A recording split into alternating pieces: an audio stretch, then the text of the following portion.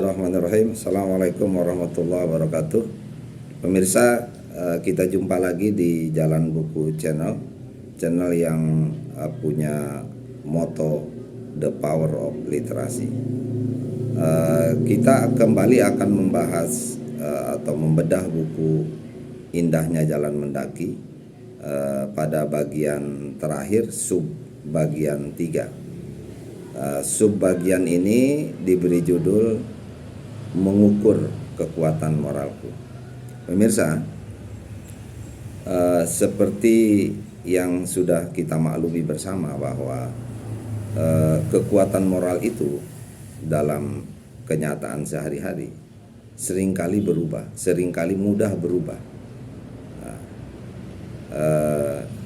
Jadi kadang naik, kadang turun gitu. Nah, apa itu penyebabnya?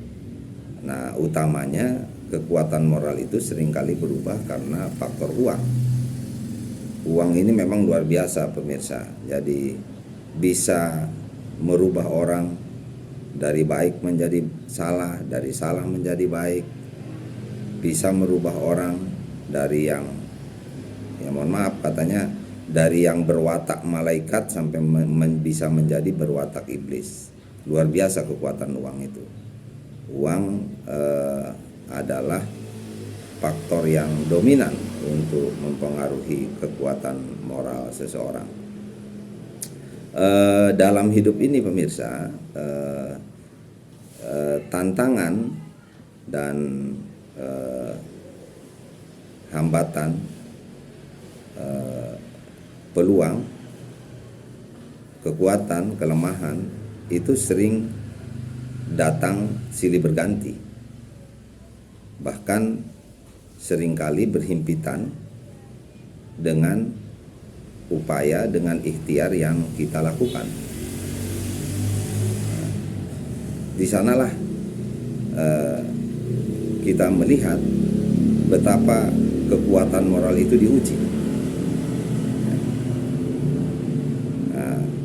Tapi bagi mereka yang punya kekuatan moral yang terlatih, yang istiqomah, itu biasanya dia memiliki stabilitas emosi, ketenangan jiwa, dan kekuatan spiritual yang memadai, sehingga dia memiliki kekuatan moral yang bisa membentengi dirinya dari berbagai godaan-godaan itu. Seperti yang saya alami dalam kehidupan sekitar 30 tahun saya berkarir di sebuah kementerian, itu luar biasa. Jadi berbagai hambatan, berbagai tantangan dan peluang, berbagai kekuatan dan kelemahan itu berada di sekitar kita dalam rangka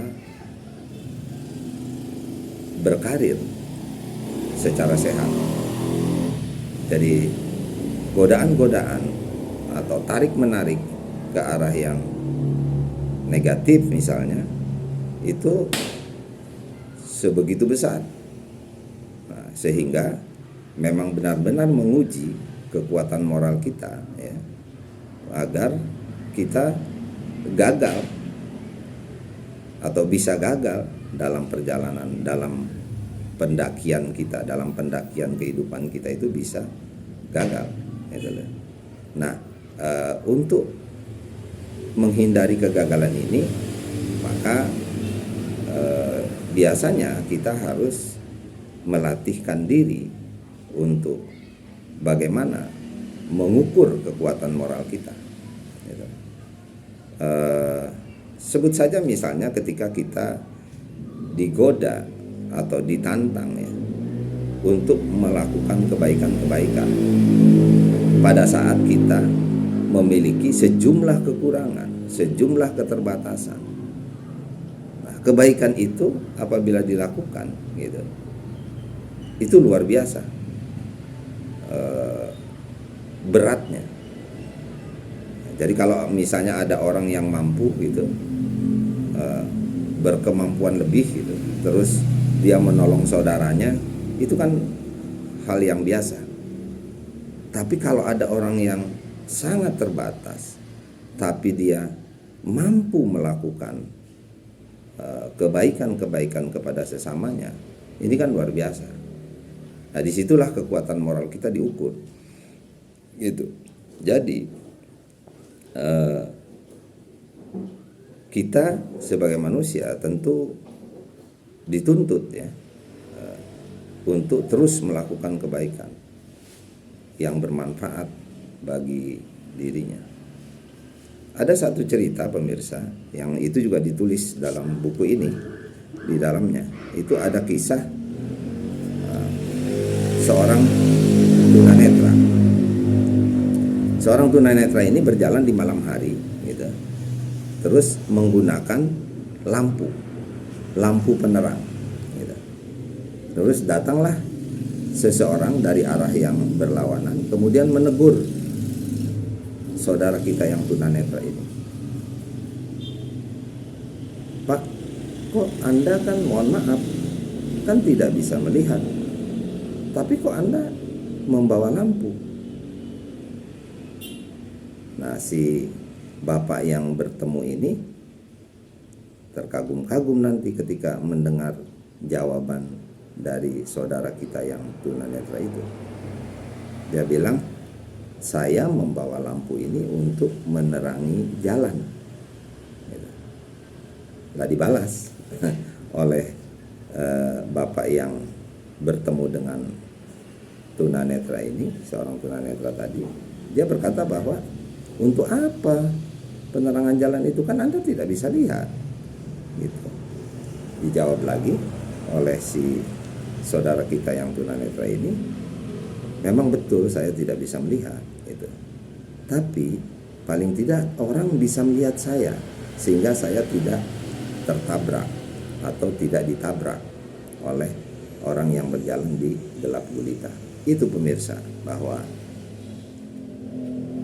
kebaikan itu ternyata gitu, kalau dilakukan itu bukan saja untuk orang lain, dampak positifnya itu, keberkahannya itu, tapi juga untuk dirinya sendiri, kembali ke dirinya sendiri. Jadi jangan dikira bahwa kebaikan-kebaikan yang dilakukan seseorang kepada orang lain itu untuk orang lain.